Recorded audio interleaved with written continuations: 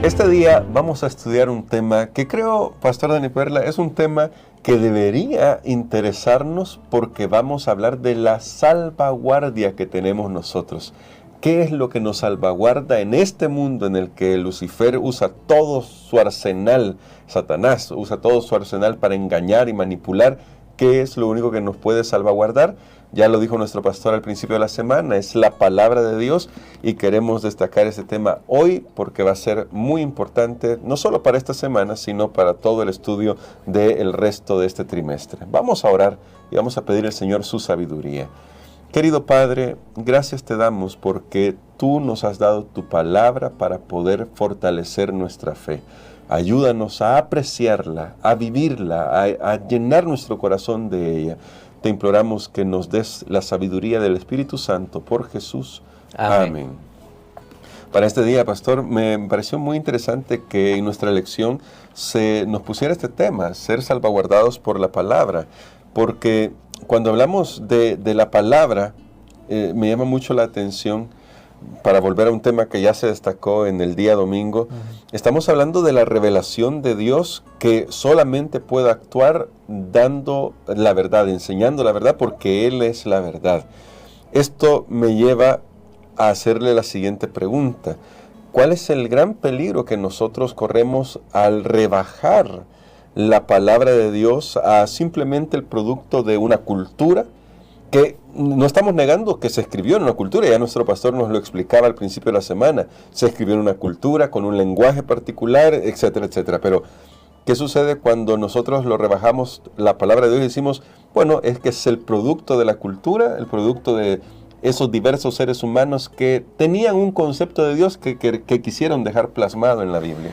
Bueno, yo creo que nosotros tenemos que conocer realmente cómo fue que este libro que llamamos la Biblia vino a la existencia y cuando entendemos todo ese proceso, entonces podemos estar seguros de que lo que estamos siguiendo no es lo que una persona quiso decir, claro, lo que una persona se le ocurrió o creía, no.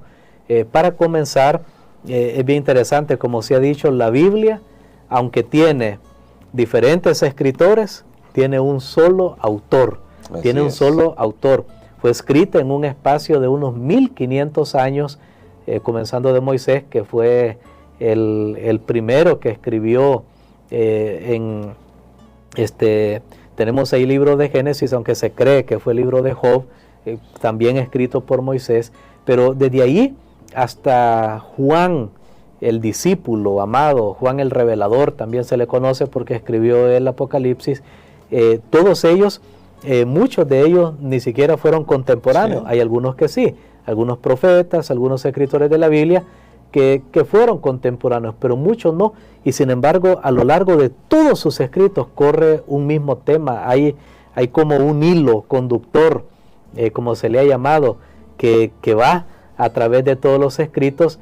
Y no hay contradicción, y las aparentes contradicciones tienen una solución. Digo aparente contradicción porque así mecánicamente o lingüísticamente puede haber una diferencia, pero cuando vemos el espíritu de lo que está escrito, bueno, en varios idiomas, ahí tenemos griego, hebreo mayormente, un poco arameo, muy poco, más que todavía cuando el pueblo de Israel estaba cautivo, ahí hay algunas porciones, pero el punto es, hermanos Gerson, que todo eso nos hace ver que este conjunto de libros que tenemos aquí, que se llama la Biblia, que de hecho eso significa ese nombre, es un producto de algo más que la mente humana. Pues ¿quién era que estaba interesado? Porque esa es la gran pregunta. Claro. Si alguien escribió aquí, allá y todo esto, y en diferentes épocas, ¿quién estaba interesado en unir todo ese mensaje y que llevara al final una sola visión? ¿Quién era el que estaba interesado?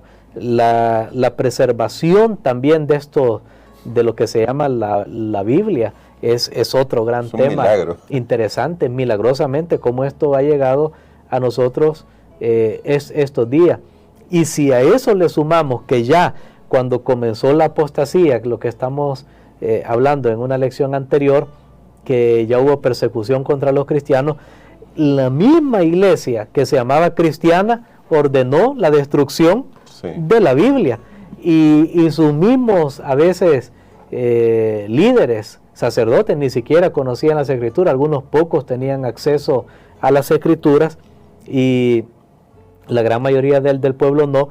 Y entonces la misma iglesia que se llamaba cristiana le hablaba en las homilías al pueblo en otro idioma que el pueblo no conocía. Es como que aquí comencemos a dar la Biblia, esta lección, comencemos a repasarla en otro idioma, por ejemplo en italiano, cuando nuestro público es de habla hispana o castellana, como quieran llamarlo. Pero entonces eso fue lo que sucedió. Ahora, ¿cómo? Aquí es donde nosotros vemos, aquí esto es la obra de un enemigo, porque quiere hacer a un lado la Biblia, y ya vimos que al hacer a un lado las Escrituras, iba a darse amplio camino para introducir los errores y que la gente no estuviera en alerta, porque no estaban viendo el manual. Como cuando uno va a reparar algo, ahora uno dice, bueno, quiero reparar algo, voy a ver el manual, ¿qué me dice? Pero si no lo tengo, tendría que tenerlo yo de memoria, pues la gran mayoría del pueblo no lo conocía. Por eso fue que más adelante la gran reforma de la iglesia vino de alguien que tenía acceso a la Escritura, que la conocía, la podía estudiar, y comenzando a leer la Biblia vio texto y dijo, si lo que estamos haciendo es contrario a lo que dice la Biblia, miren cómo la palabra de Dios ilumina. Pero entonces eso es lo que a nosotros nos hace tener fe, confianza en que la Biblia es la palabra de Dios y no un escrito meramente de un ser humano, como puede ser cualquier otro libro que se distribuya y se venda.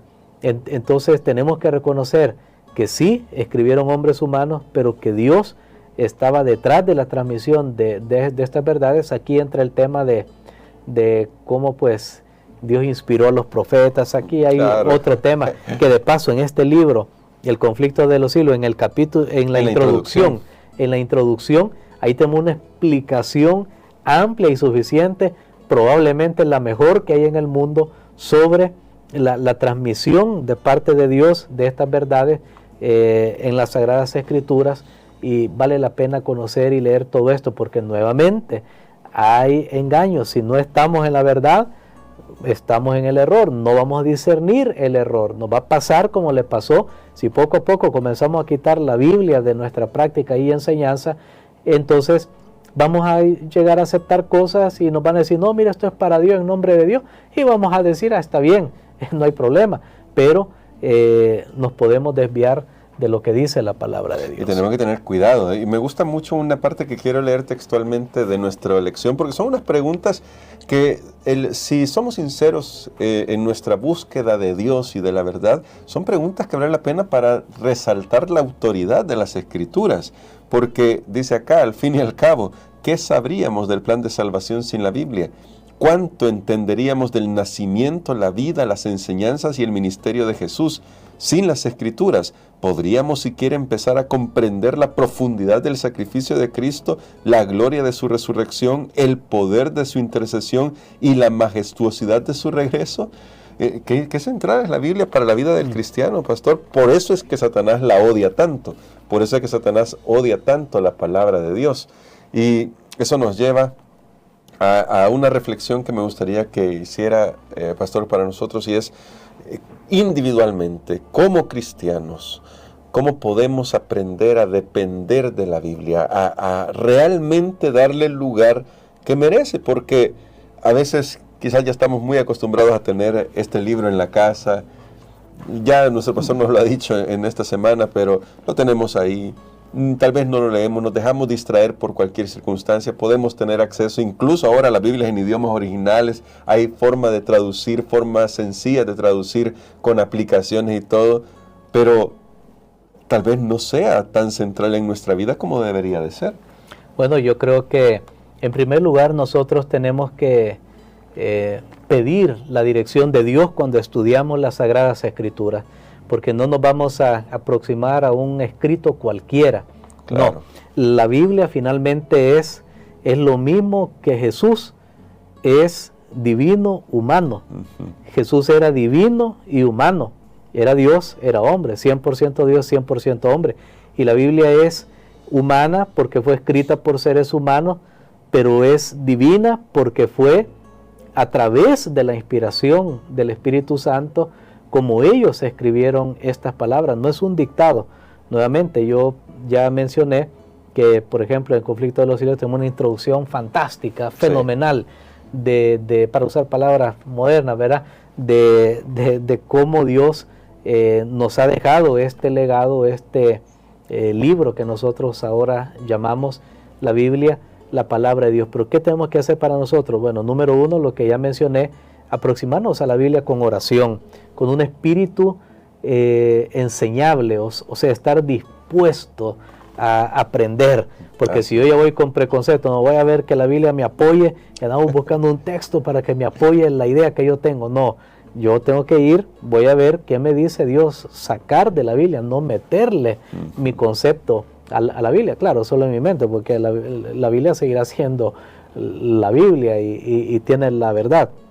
Ok, lo otro es, yo le recomiendo, porque a veces uno puede pasar periodos de una cierta esterilidad espiritual, llamaría yo, que pues no nos apetece, ¿no? Como el hambre, ¿verdad? Que a veces uno anda con buen hambre y de repente anda así como desganado. Bueno, mucha oración y luego usemos esos recursos que ahora hay a nuestra disposición. Soy que una cosa que he visto muy bien yo es usar diferentes versiones. Sí. Usar diferentes versiones. Incluso hoy hay Biblias que se llaman Biblias paralelas, creo, o el nombre que le pongan, donde aparecen varias versiones ahí mismo, en la misma Biblia. Usted toma su Biblia y, por ejemplo, hay una que he visto recientemente que trae 4 versiones. Entonces, cabal, uno abre su Biblia, están las 4 versiones de este capítulo y yo lo puedo ver. Eso nos ayuda, nos ilumina mucho. Sí. A mí me gusta ver a veces los versículos en diferentes versiones. Hay otras maneras, pero podemos, por ejemplo, alguien dijo una vez, bueno, lea su Biblia, agarre por ejemplo un libro y léalo, digamos, voy a leer los capítulos 5 al 7 para poner un ejemplo. Entonces voy a leer primero el 7, luego el 6 y luego el 5. ¿Por qué razón? O sea, como al revés, porque cuando ya yo escucho un texto, ese ya lo escuché, ya leí, ya sé cómo va, ya no agarramos muchas veces el significado, pero cuando lo estoy leyendo de esa manera, yendo de atrás para adelante, como alguien dice, no hablando en el orden de las palabras, claro, sino el orden de los capítulos. Entonces, eso me puede en la mente dar alguna alerta y ver algo que no había visto comúnmente o normalmente. Creo que esa puede ser otra manera de estudiar también la Biblia, o sea, digo para estudio. Otra manera que podemos hacer para reavivar, porque estamos hablando de cómo reavivar el espíritu, claro, de estudio. Tomemos porciones a veces no tan grandes, pero meditemos, aunque sea un capítulo, medio capítulo, un versículo, pero meditemos y de seguro Dios nos va a hablar. Yo estoy seguro que cuando usted lee la Biblia, tarde o temprano usted va a sacar eso que ha leído. Así es. Así que queremos que la Biblia sea parte de su experiencia. Y queremos, pastor, que ore por nosotros para que sea así. Esta es nuestra salvaguardia. De hecho, en el hay un capítulo del Conflicto de los Siglos que me fascina porque se llama así, nuestra única salvaguardia. Es un capítulo centrado en esto, en la palabra de Dios y cómo nos va a ayudar a hacer frente a los desafíos del enemigo, especialmente para nosotros que estamos viviendo más cerca de la segunda venida de Jesús. Amén. Padre, te damos gracias, Señor, porque tenemos a nuestra disposición tu palabra. Te agradecemos por la manera como tú has dado tu palabra, cómo tu palabra ha sido preservada a lo largo de los siglos y cómo sigue siendo la verdad para nosotros. Ayúdanos, Señor, para atesorar tu palabra y que para nosotros sea más valiosa que toda la plata y el oro de este mundo. Permítenos tener en nuestra vida un escrito está para cada desafío que enfrentemos. Ayuda, Señor, para que no podamos dejar de lado esto y no podamos aceptar razonamientos humanos, lógica humana, sino siempre tu palabra, que sea una lámpara a nuestros pies y una luz en nuestro camino. Lo pedimos en el nombre de Jesús. Amén.